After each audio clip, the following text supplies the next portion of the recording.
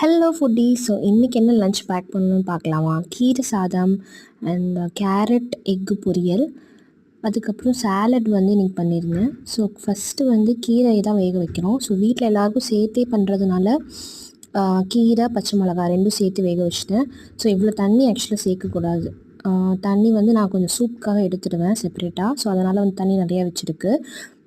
But நீங்கள் வந்து in case தண்ணி சேர்க்குறீங்கன்னா இவ்வளோ சேர்க்காதீங்க, கம்மியாக எடுத்துக்கோங்க. இப்போ வந்துட்டு கேரட் பொரியலுக்கு வந்து கேரட் வந்து நல்லா கட் பண்ணி எடுத்தாச்சு. அதுக்கப்புறம் வந்து ஒரு கடாயில் வந்து கொஞ்சம் ஆயில் சேர்த்துட்டு கடுகு நல்லா வெடித்ததும் வெங்காயம், கேரட், அதுக்கப்புறம் வந்து ஒரே ஒரு பச்சை மிளகாய் சேர்த்துட்டு இதை வந்து நல்லா குக் பண்ணணும். ஸ்டிர் ஃப்ரை பண்ணிங்கன்னா கொஞ்சம் லேட்டாகும். அதனால் தண்ணி தெளித்து கொஞ்சம் மூடி வச்சிங்கன்னா சீக்கிரம் வந்து கேரட் வந்து நல்லா வெந்துடணும்.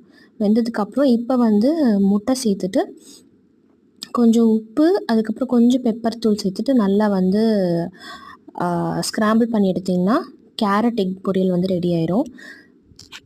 இன்றைக்கி கீரை கொடுக்குறதுனால வந்து ஒரே பொரியல் தான். ஏன்னா முட்டை கேரட் ரெண்டுமே வந்து கொடுக்குறதுனால ஒரே பொரியல் செஞ்சாச்சு டேரெக்டாக.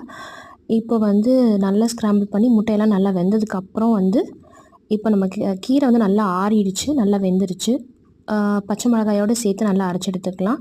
ஸோ வந்து தாளிக்கிறதுக்கு கொஞ்சம் தேங்காய் எண்ணெய், கடுகு, சீரகம், அதுக்கப்புறம் வரமிளகா, பூண்டு, ஸோ எல்லாத்தையும் நல்லா வதக்கிக்கணும். அதுக்கப்புறம் வந்துட்டு தக்காளி வந்து 2 தக்காளி சேர்த்துருக்கேன். தக்காளி வந்து நல்லா மசிய குக் ஆகணும்.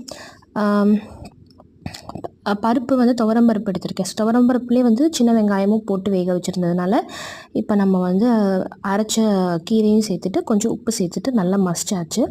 இப்போ சாலடுக்கு வந்து கொஞ்சம் வேர்க்கடலை வந்து வேக வச்சு வச்சுருந்தேன். அது கூட கொஞ்சம் கேரட்டு, அதுக்கப்புறம் தக்காளி, வெங்காயம், உப்பு, மிளகாத்தூள், சீரகத்தூள், கொஞ்சம் தேங்காய் எண்ணெய் சேர்த்துட்டு எல்லாத்தையும் நல்லா மிக்ஸ் பண்ணி விட்டுட்டிங்கன்னா சாலடும் ரெடி ஆகிடுச்சு.